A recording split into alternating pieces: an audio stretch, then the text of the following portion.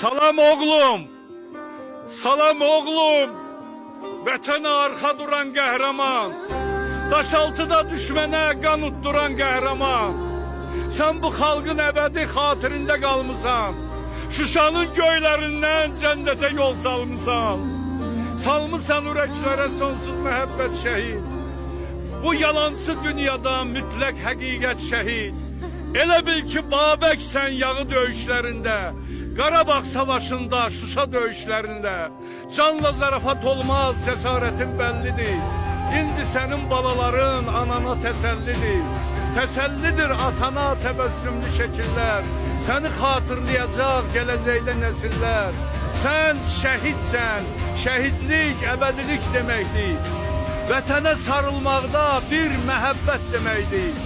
Mən də şəhid olardım, o məndən başlasaydı. Sənə Tanrı deyərdim oğul, Tanrı bağışlasaydı.